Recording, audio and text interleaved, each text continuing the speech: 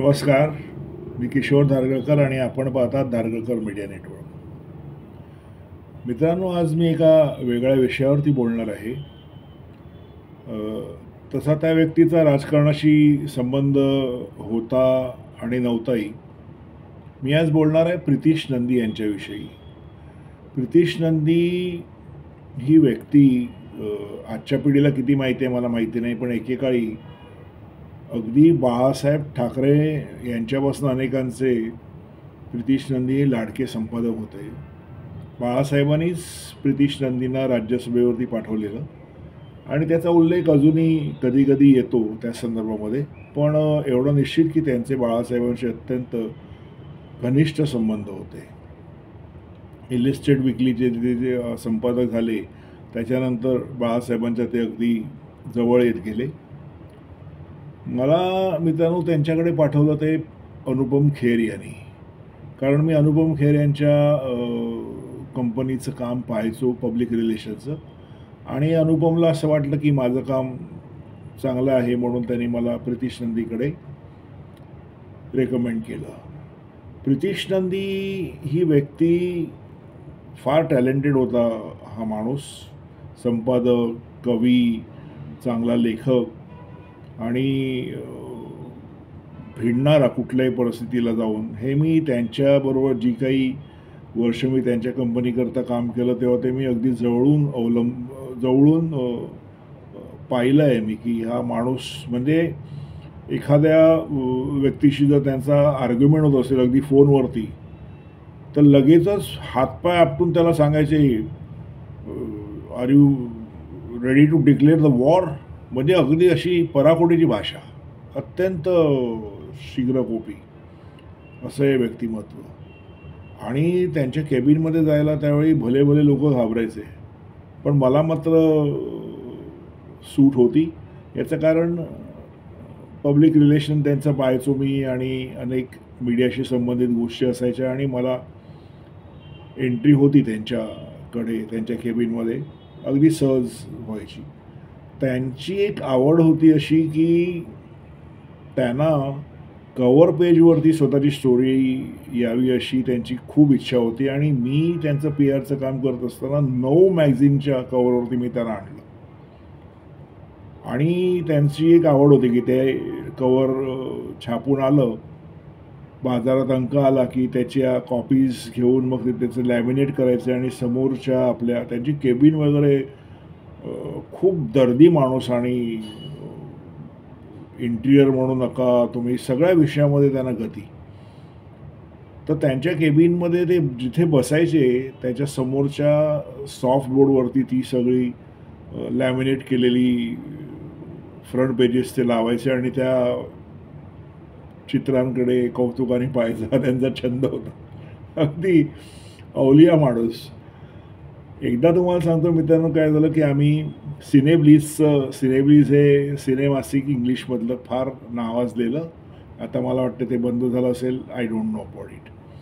तर त्याच्या कवरवरती त्यांचं पिक्चर शूट करावं असं ठरलं आणि आम्ही त्यांच्या ऑफिसमधून निघालो स्टुडिओकडे. तर मला वाटेत प्रितीश नंदी म्हणाले की अरे किशोर, प्लीज रिमाइंड मी की स्टुडिओमध्ये गेल्यानंतर मला बाळासाहेबांना एक फोन करायचा आहे, तू मला आठवण कर. मी म्हटलं ठीक आहे. आणि स्टुडिओमध्ये गेल्यानंतर मी आठवण केली, त्यांनी साहेबांना फोन लावला आणि साहेबांना फोन लावल्यानंतर प्रितीश नंदींची भाषा वेगळीच हो. लगेच जय महाराष्ट्र बाळासाहेब वगैरे सुरू. मला एवढं बरं वाटलं ना की एका अमराठी तेही संपादक माणसाच्या तोंडी जय महाराष्ट्र हे ऐकणं म्हणजे काय तुम्ही समजू शकता. फार मला साहेबांचं पण कौतुक वाटलं बाळासाहेबांचं की या माणसाला त्यांनी कसं काय हे केलं. पण त्यांचे खरंच चांगले संबंध होते. मला आठवते त्यांनी प्रितीश नंदींनी त्यावेळी एक मनी नावाचं चॅनल, जे फायनान्शियल गोष्टींकरता किंवा आर्थिक विषयाच्या संदर्भातलं एक चॅनल त्यांनी सुरू केलेलं आणि त्याची पार्टी जी झाली ती ताजमध्ये झाली मुंबईच्या. आणि तुम्हाला सांगतो मित्रांनो, MF हुसेनपासून जे सगळे सेलिब्रिटीज त्यावेळेचे होते ना, अगदी एकापेक्षा एक मातब्बर सेलिब्रिटीज, फिल्म इंडस्ट्रीतली मंडळी त्या पार्टीला होती. आणि त्याचा संपूर्ण मीडिया मी हँडल केलेला. मला फार बरं वाटलं की आपल्याला हा एवढा मोठा चान्स अनुपम खेरमुळे मिळाला आणि तो मी सार्थक करून दाखवला.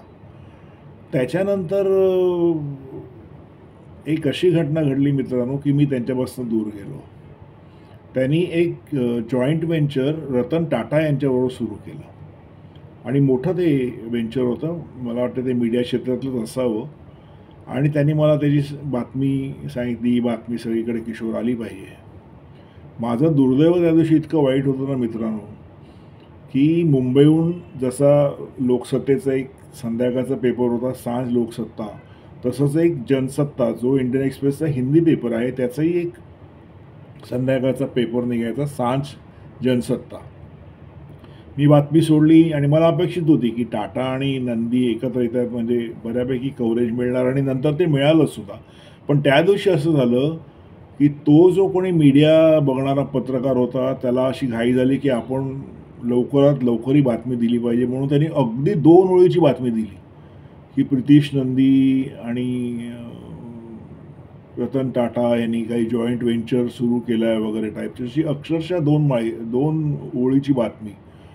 आणि ती बातमी मी देवाकडे मागत होतो की प्रितीश नंदीनी बघू नये आणि नेमकी त्यांनी ती पाहिली की किंवा कोणीतरी त्यांना सांगितलं असेल ही बातमी बघा इतकी छोटीशी आलेली आहे. त्यांची तळपायाची आग मस्तकाला. मला फोन आला. फोनवरती प्रचंड भडकले माझ्यावरती म्हणजे शिवीगाळच म्हणा पण ती इंग्लिशमध्ये. आणि मला म्हणाले की I will throw you out of the Mumbai, you know who I am वगैरे वगैरे. त्यांनी तशी भाषा त्यावेळी केली. मलाही कळत होतं की त्यांना राग आलेला आहे पण ह्या काही गोष्टी सगळ्या पब्लिक रिलेशन करणाऱ्या माणसाच्या हातात नसतात.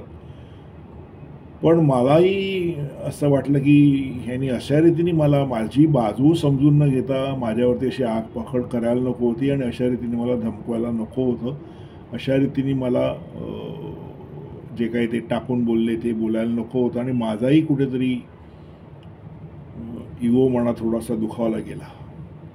मी मनाशी गाठ बांधली की आपण ह्या माणसाला पाहिलेलं आहे की ह्याने अनेकांना अशा रीतीने वागवलेलं आहे आणि ते जेव्हा भडकतात तेव्हा ते असे बोलतात हे आपण अनुभवलेलं पण आहे. तरी पण आपण तिथे राहिलो ही आपली चूक होती.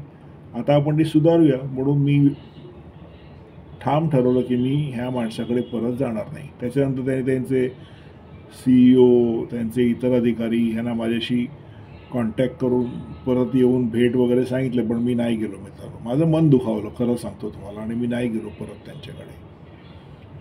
आणि ते काम सोडल्यानंतर बऱ्याच वर्षांनी इथे मुंबई विमानतळाच्या जवळ म्हणजे जे डोमेस्टिक एअरपोर्ट आहे मुंबईचा तिथे सहाराचं एक मोठं 5 स्टार हॉटेल आहे.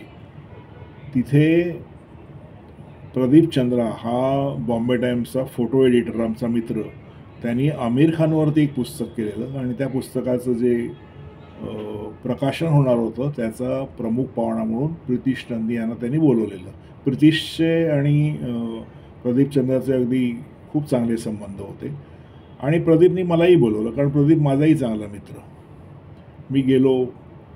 समोर जेव्हा प्रितीश नंदी आले तेव्हा मी मनात असा विचार केला की ठीक आहे आपण झालं गेलं विसरूया आणि एकेकाळी हा माणूस आपला क्लायंट होता. आपण ते जे काही त्यावेळेचं जे नातं आहे ते विसरायचं नाही म्हणून मी त्याला स्माईल दिली आणि मला अशी अपेक्षा होती की ते पण मला हाय हॅलो करतील पण त्यांनी तसं केलं नाही. त्यांनी माझ्याकडे पूर्णपणे दुर्लक्ष केलं आणि परत एकदा मला असं वाटलं की हे नातं आता कुठेतरी संपलेलं आहे. आणि त्याच्यानंतर परवा ही बातमी आली की प्रितीश नंदी गेले. मित्रांनो एवढं मात्र निश्चित की प्रितीश नंदीबरोबर मी जी काही 2-5 वर्ष त्यांच्याकरता काम केलं तो काळ एक वेगळा होता. मीडिया एका वेगळ्या वळणावरती होता. एक वेगळा मीडियाचा औरा होता. त्यातली माणसंही मोठी होती आणि त्यांची जी काही कारकीर्द म्हणा त्यांची वागणूक म्हणा त्यांचं एकंदरीत जे काही औरा हा अगदी वेगळा होता त्या काळातला. अशी अनेक संपादक मंडळी मी पाहिली त्यांच्याजवळ गेलो पण प्रितीश नंदी मात्र मला माझा जो त्यांनी अपमान केला म्हणा किंवा मला जे टाकून बोलले त्याच्यामुळे ते माझ्या लक्षात राहिले. पण निश्चितपणे माणूस संपादक म्हणून म्हणा किंवा कवी म्हणून मोठाच होता, साहित्यिक म्हणून मोठा होता, पत्रकार म्हणूनही मोठा होता. पण आमचे संबंध पुढे त्यानंतर नाही जाऊ शकले आणि आज त्यांच्या निधनाची बातमी परवा आली. मित्रांनो, मी त्यांना श्रद्धांजली देतो आणि आजचा व्हिडिओ इथेच संपवतो. धन्यवाद.